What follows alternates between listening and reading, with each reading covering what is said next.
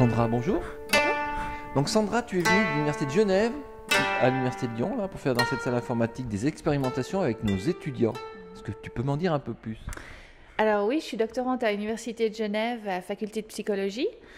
Et en fait, c'est TechFA, hein. voilà, c'est technologie de la formation et de l'apprentissage. Et puis ma thèse, elle porte en fait sur les animations pédagogiques et les stratégies d'apprentissage qu'on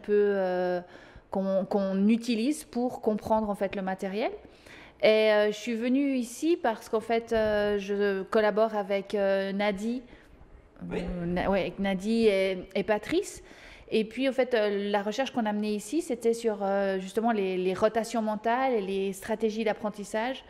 Et l'idée, c'était de savoir si, avec les vidéos que vous avez créées, si les étudiants, ils arrivent à extraire des informations et si, en montrant la vidéo un court instant, s'ils arrivent à comprendre en fait les rotations des objets ou des structures anatomiques, ou alors s'ils préfèrent en fait utiliser des stratégies de perspective. Donc eux, tourner autour de la structure ou de la structure anatomique pour comprendre les différents points de vue.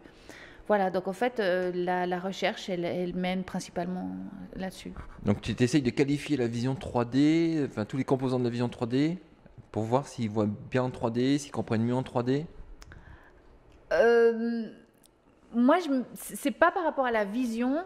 Alors, il faut être clair, quoi. Il y a une chose à clarifier, c'est qu'en fait, moi, je m'intéresse pas à la compréhension pure et dure comme on pourrait la tester à la fin d'un cours comme ça. Moi, ce qui m'intéresse, c'est l'extraction d'informations. Et en fait, ce que j'utilise, c'est vraiment des courts instants, donc 30 secondes de vos animations. Et puis, je regarde. Les étudiants voient 2 fois la même vidéo, le même extrait. Et en fait, je regarde s'ils arrivent à extraire d'un aussi court extrait, s'ils arrivent à comprendre dans quel sens tourne la structure, ou bien comment, je veux dire, comment elle se positionne par rapport à d'autres structures dans le corps et tout ça. Et ça, en fait, ça permet de montrer, de voir en fait s'ils arrivent à acquérir une représentation de l'espace anatomique en 3D, justement, parce que le corps est en 3D.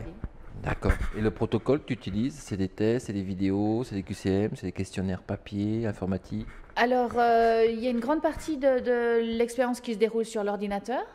Et puis, après, en plus de ça, en fait, il y a plusieurs tests cognitifs qui sont sur papier. Qui sont faits après l'expérimentation. Et pourquoi tu amènes toujours des petits chocolats pour les étudiants? Ils sont tout contents de venir là, te voir. Eh bien, parce que en Suisse, on a les meilleurs chocolats, donc. Les collègues belges vont être contents. Oui, la polémique est lancée. Chacun défend sa patrie, non? Voilà. Et là, tu as passé combien d'étudiants sur les 3 jours que tu étais là à Lyon? 120. D'accord. Donc tu vas dépouiller tout ça, tu vas publier tout ça bientôt? Bientôt, ouais. Et tu vas faire une soutenance de thèse au printemps? Un jour. Au printemps? Un jour au printemps. D'accord. Je serai là avec ma caméra pour filmer tout ça. Merci Sandra. Merci à toi.